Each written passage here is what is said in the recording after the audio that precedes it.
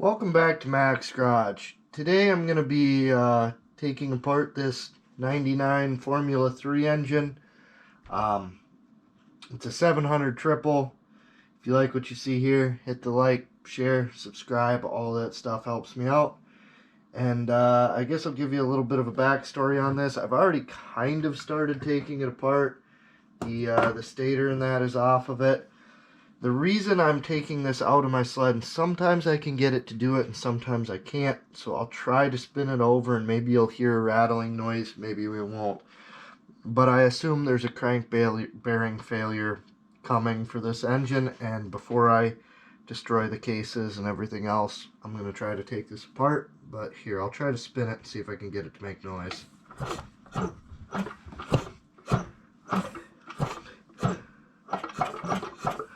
And of course the camera's on, so it won't do it. But every once in a while, if I spin this right, it basically it sounds like something is knocking around in the bottom end.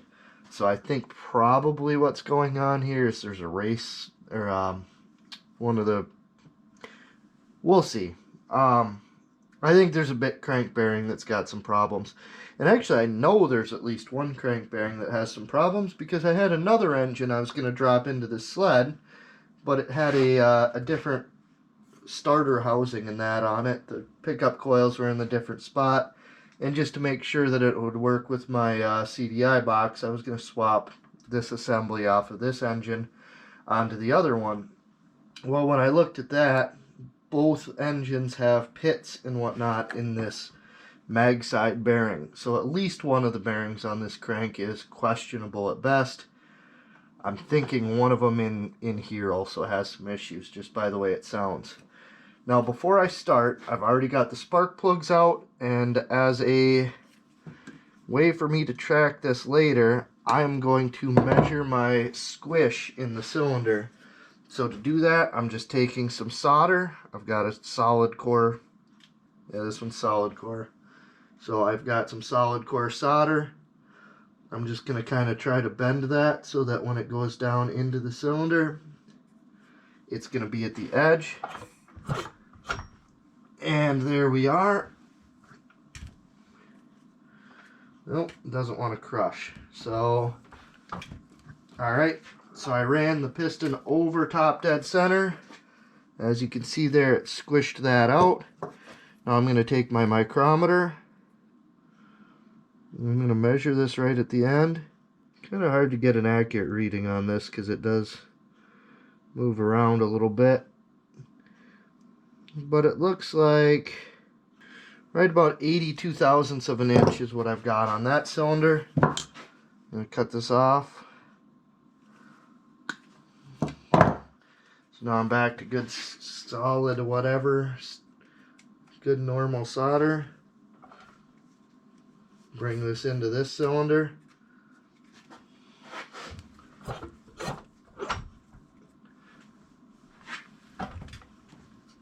Okay, roll it over, crushed it again in there. Really, I only needed to check one cylinder, but I'm going to check all of them.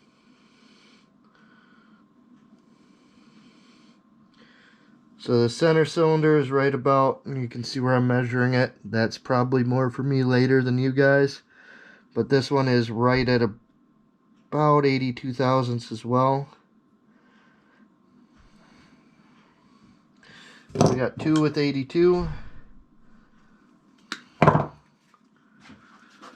the third one.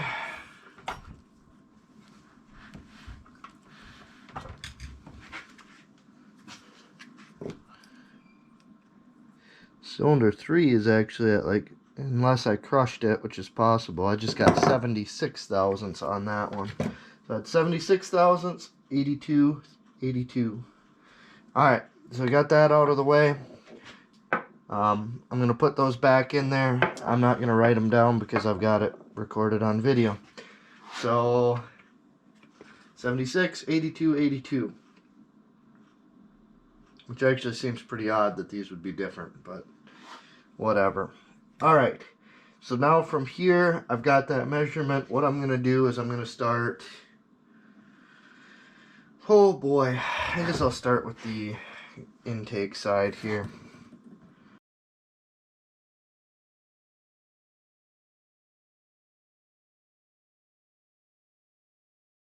I'm just going to take a marker, write my cylinder numbers on here.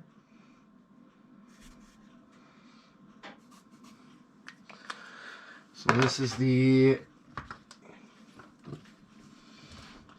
intake boots. Oh, got one more screw left in that one. Whoops.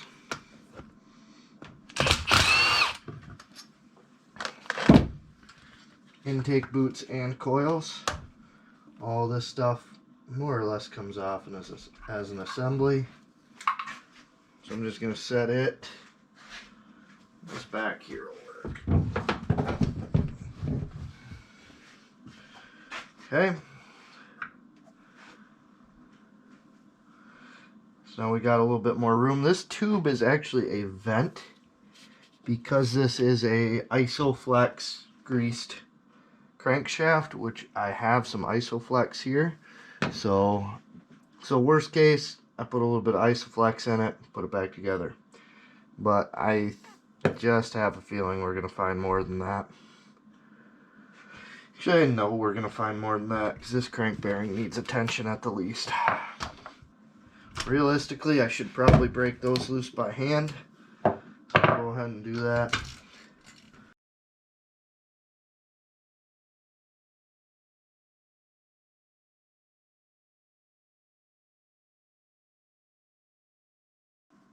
So that's all my bolts. I'm guessing if I pull these, they actually seem to be the same length. Alright, so I thought that probably the ones over the rave valves would be a little bit shorter bolt, but they appear to not be. Okay, the gasket was kind of holding that down. Take this up, look at it. Well, this one's got some carbon going on, but other than that, looks to be pretty good. Actually, I shouldn't say carbon. That one has some greasiness going on. Oh, did you hear it? Well, it made noise. I'm not sure if it would catch it or not, but that was the noise I've been kind of hearing. So now we got the head off, and it just made noise again while I was talking. So I'm just kind of taking a look at these things. They look not too bad. Got a little bit of movement. So now we got that apart. We can start taking jugs off. Or I can flip it upside down and take the bottom end apart. I guess I'll go with the jugs.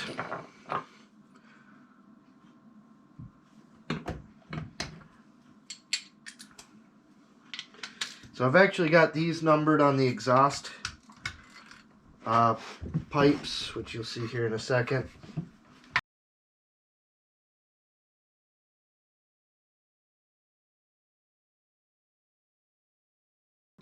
Okay, so we got all of those loose. So now it's stuck down by the gasket itself. Actually, I'm going to pull the bolts right out of here.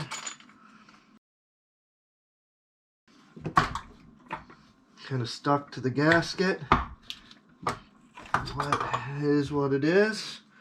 There's cylinder number 1.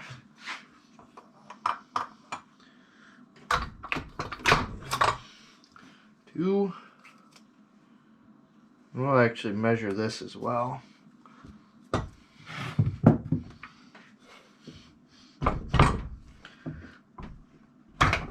And 3.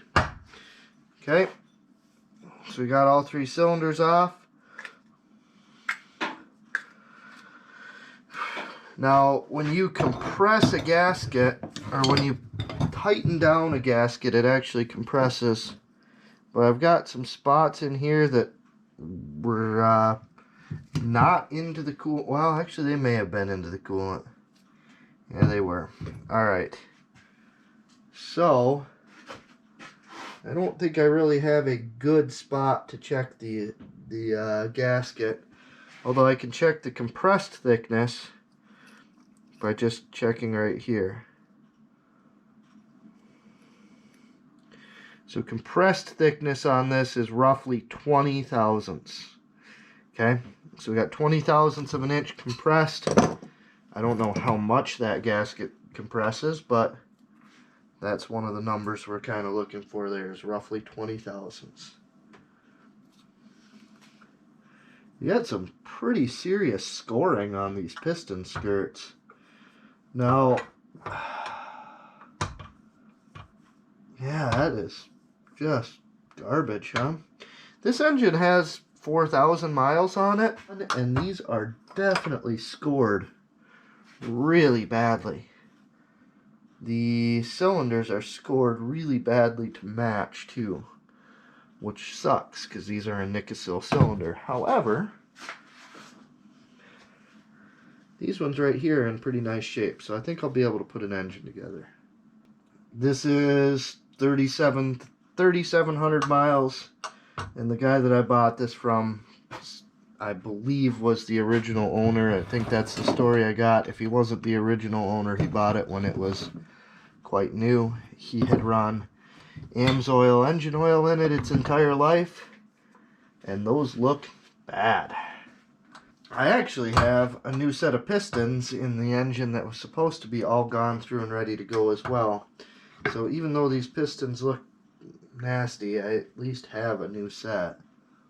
So now I'm going to go ahead and I'm going to pop this cover back off. I already removed the flywheel and all that other stuff.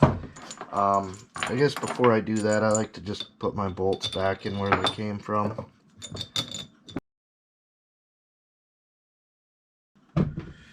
Alright, I'm going to pull this case back off.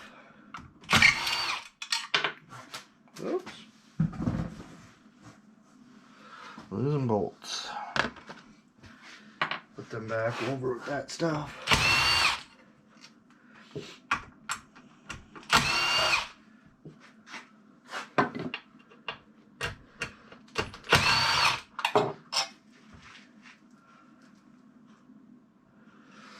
Okay, that should be all of those.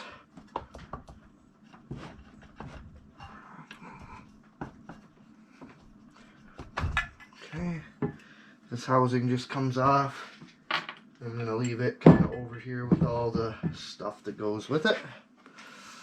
Now we're down into the gears. So the way these engines work, can't really roll it over now because the pistons are out, but the way this works is we have we've got the crank gear here in the center, and it gear drives off to the oil pump on this side through an idler.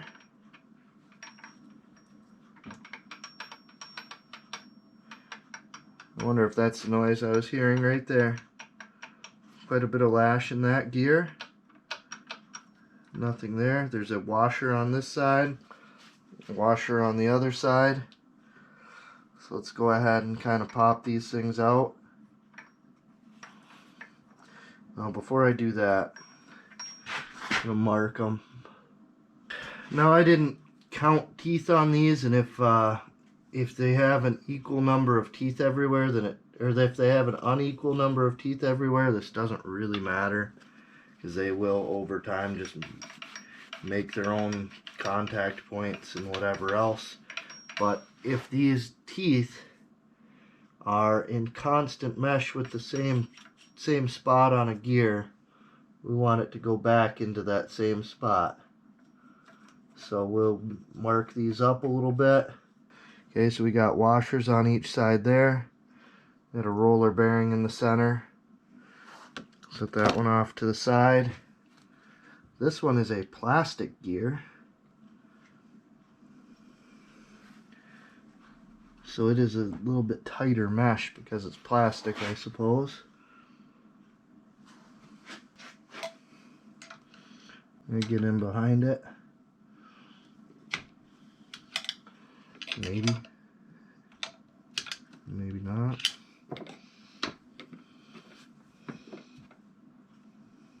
I want to break that gear.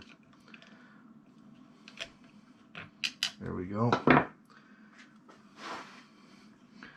So the plastic gear goes to the plastic gear. The metal gear goes to the metal gear. That makes sense. Okay.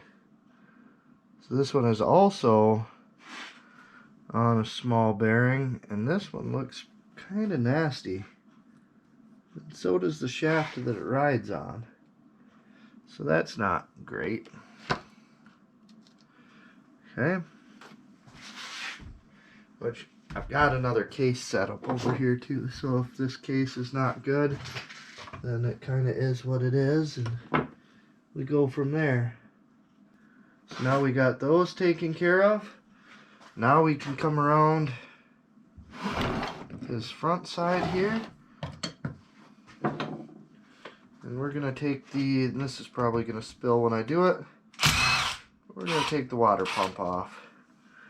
The water pump, I do believe, spans both sides of the case. In fact, there's no I believe about it. You can see the water pump goes from the very top to the very bottom.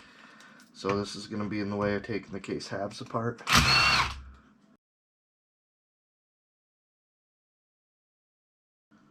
Okay. So now this is going to definitely leak when I take this off. So I'm going to slide it over here and grab a drain pan. That may actually hold it together, huh? Okay.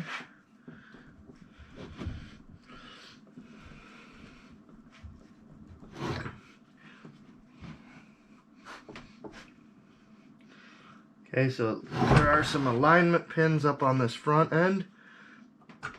Oh yeah. There it is. One specifically down here. Now the water pump housing is off.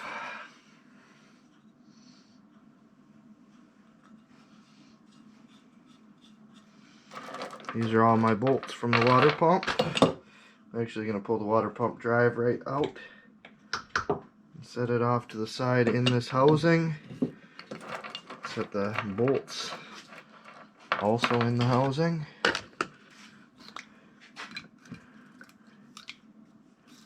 Pull the gasket off, because why not?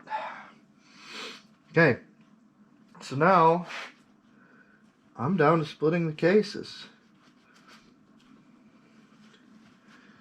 which I'm going to flip this thing up on its side.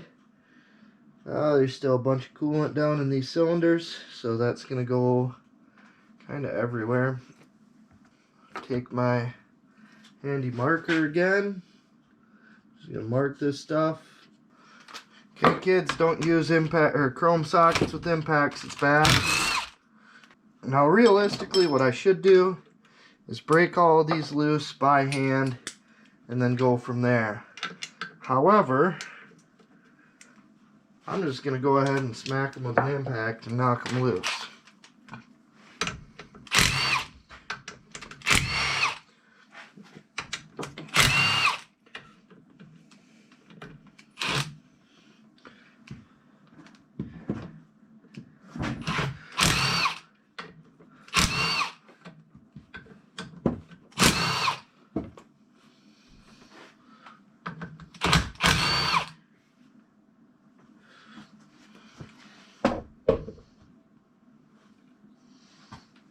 Okay, so I think I got all the small bolts loose.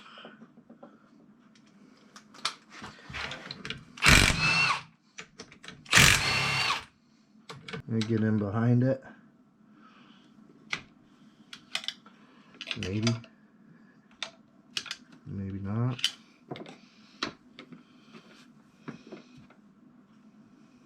I want to break that gear. There we go. So the plastic gear goes to the plastic gear. The metal gear goes to the metal gear. That makes sense. Okay.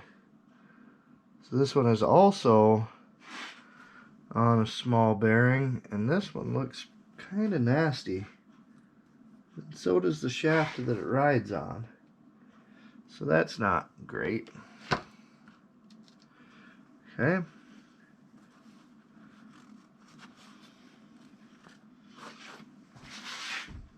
which I've got another case set up over here too, so if this case is not good, then it kind of is what it is, and we go from there.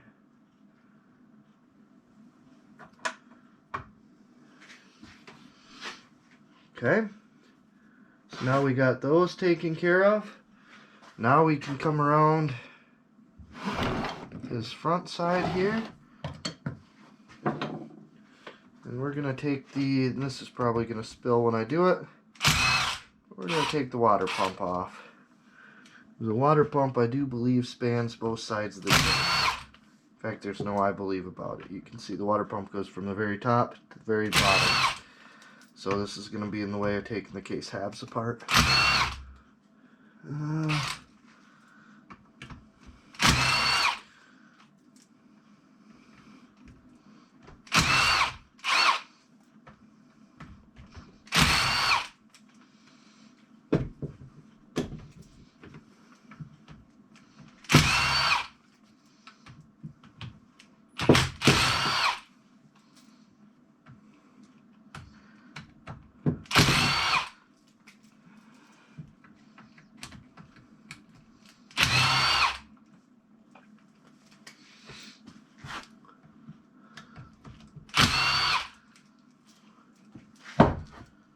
Okay, so this is going to definitely leak when I take this off, so I'm going to slide it over here and grab a drain pan.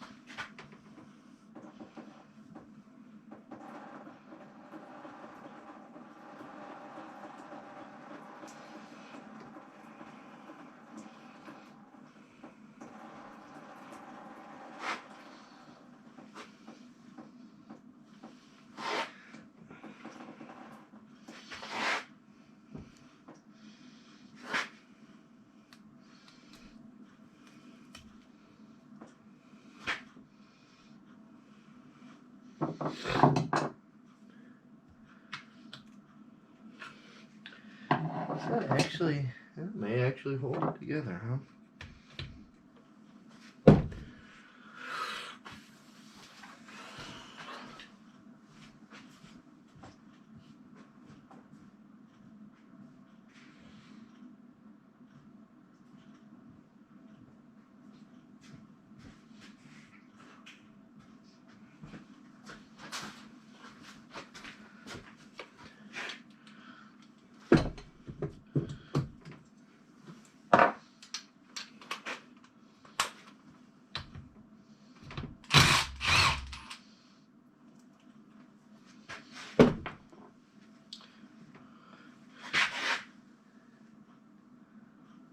Okay. I don't see anything else that could still be holding this together. No. Nothing there. I bet it's got some sealant up on this end.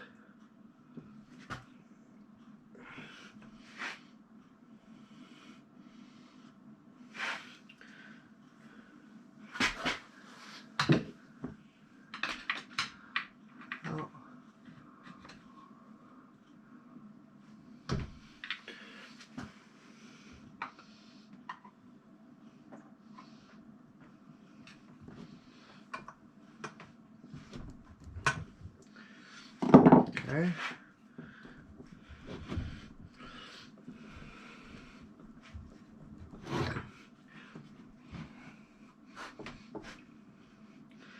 Okay, so there are some alignment pins up on this front end. Oh yeah. There it is. One specifically down here. Now the water pump housing is off.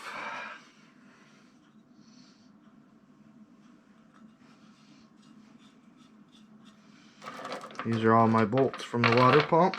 I'm actually going to pull the water pump drive right out and set it off to the side in this housing. Set the bolts also in the housing.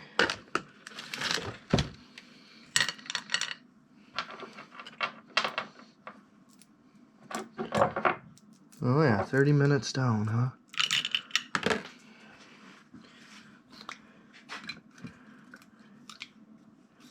Pull the gasket off, because why not? Okay, so now I'm down to splitting the cases. Which, I'm going to flip this thing up on its side. There's still a bunch of coolant down in these cylinders, so that's going to go kind of everywhere. I guess it's not the cylinders. There's coolant down in the case portions inside of here.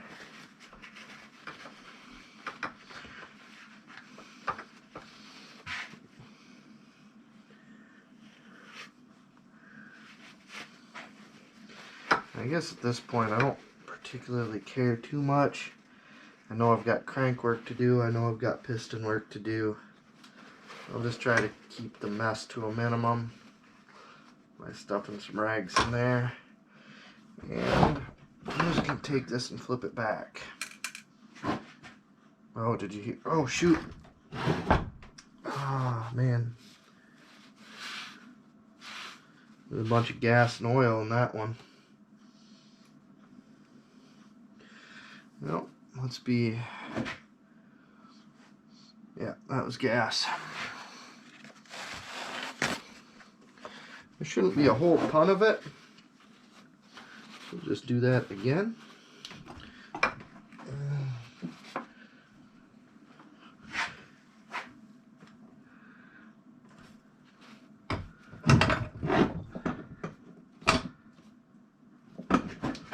Okay. So, take my handy marker again. Just gonna mark this stuff. Well, I need to clean it first. This one doesn't. This one's clean.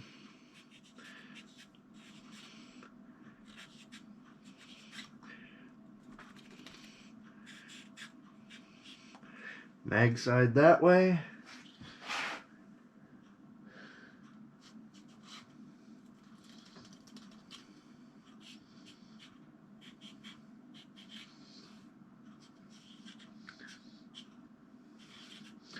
PTO that way. Okay. So the bolts in the center here are going to be 11mm or 7/16 again. Those little units there are going to be a little bigger than that though. Yep.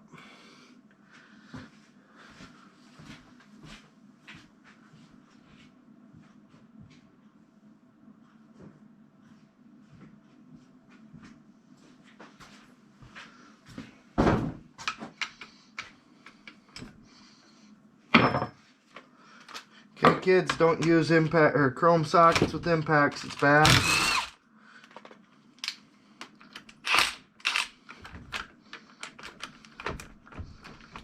Come on.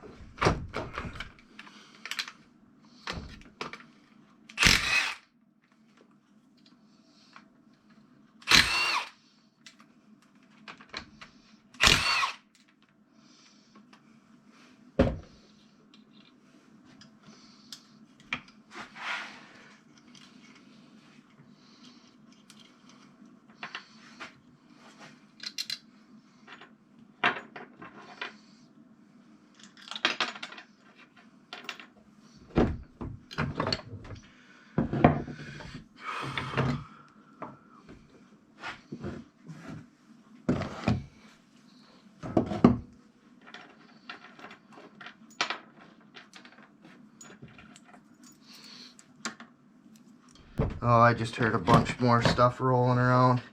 There are things in the bottom end of this that are not happy.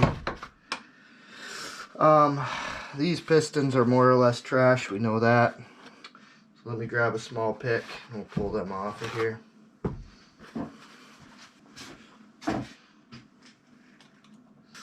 I always hate doing these.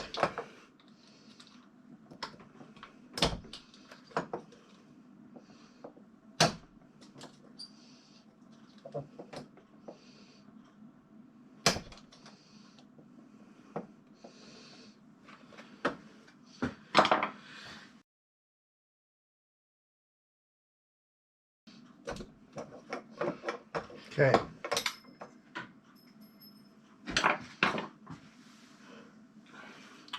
So my little clip did try to go flying across the room, but I found it.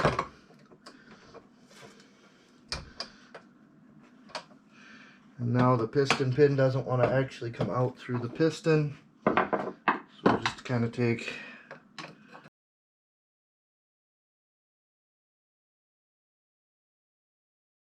so there's that.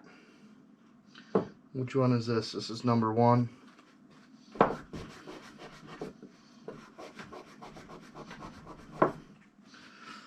I'm not really sure why it would matter, but we'll go ahead and set this back together.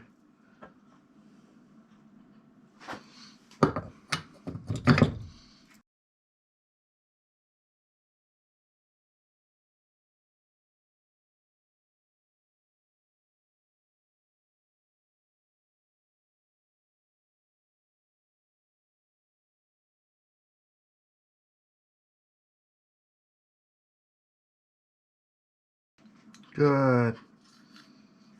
Okay.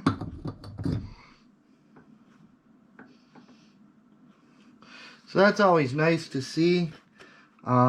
This piston, I mean this rod end is junk. Yeah.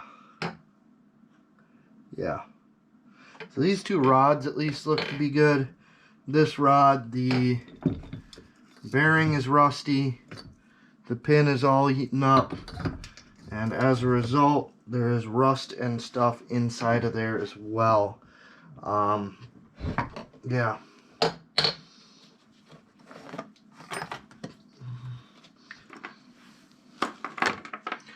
Okay. Now realistically, what I should do is break all of these loose by hand and then go from there. However, I'm just going to go ahead and smack them with an impact and knock them loose.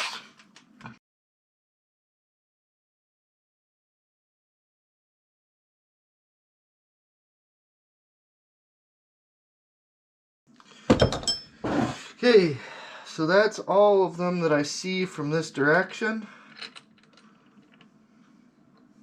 I'm just going to pull the bolts right out. There are some different lengths to these bolts, and while you can figure them out later, it's kind of easier to just keep them in mind.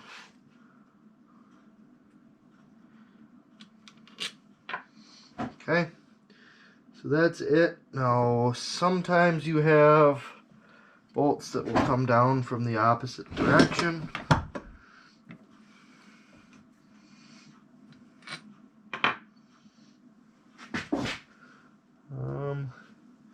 Don't particularly see that in this case. We do have this one plate that acts as a stop for the torque arm or whatever we want to call that. But I think we're pretty good here, so we'll pop that one off too, just for good measure, so it's not binding up and catching anything. And from that point, we've got a spot I can pry there. So I'll do that. Okay, so that one works for there. Probably pry in there, but I don't really want to. Actually, it seems like it's kind of popping loose pretty good. So once it breaks its seal,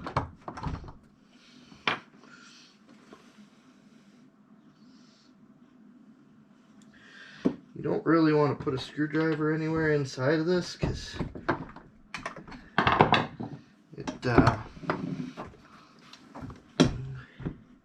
it needs needs to be a real finely machined surface in order for it to seal up with the anaerobic compound we use later.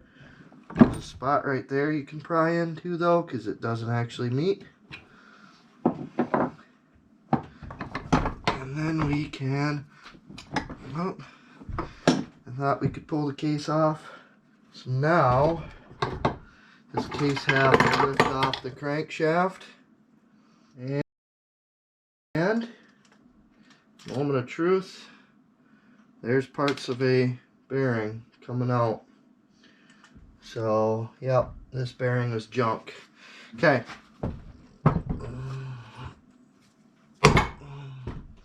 Okay.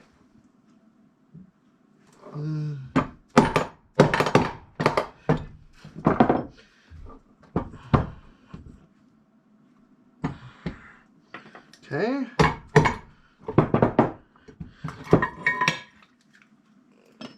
Alright. Yep, and there's more pieces falling off.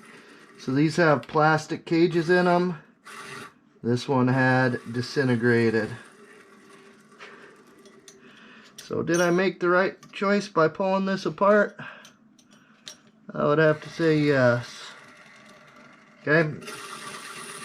So we got that crank bearing, which is dead center. That's not something I'm going to be able to deal with. The rod is a problem. The pistons, the cylinders. This motor is basically junk. Yeah. This thing's garbage. There's just so much wrong in here that, look, there's more pieces. Okay. Had I run it, it would have been bad, but I don't know how much worse it would be than what it currently is. It's like this crank is not really, I mean, it's a core crank. If I send that out to a company, they'll be able to reuse 2/3 of it or more. Crank work is beyond my skill level. The cases themselves are actually not that great because this little gear shaft here, where that gear that drives the oil pump rides, is kind of wore.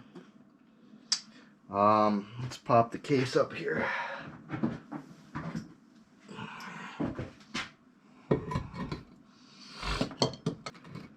So lots of stuff wrong, lots of stuff to work on.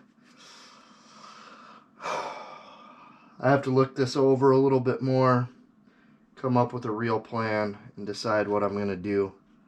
But realistically, this would be a real good time to swap an 800 in. So maybe I'll look for one of those Monday. Alright, that's it. This motor's now tore down. I now know that a lot of it is junk. I do have other cases. I've got other engines. I can probably put something together, but it's going to cost some money because I don't have a good crank. I've got 4 engines, no good cranks. That part right there, I'm not sure if I can remove that and install a different one or not. But that right there will take this case out of the running. So, yeah. We've got to kind of regroup, think about this a little bit, and go from there. Look at that, reed blocks. Didn't take those out yet either. Alright, thanks for watching. Hit the subscribe button. Some year I'll put this back together. I think this was a really good exercise in teardown. Not sure if it's going to go back together anytime soon or not. But, yeah, hit the subscribe, and see you later.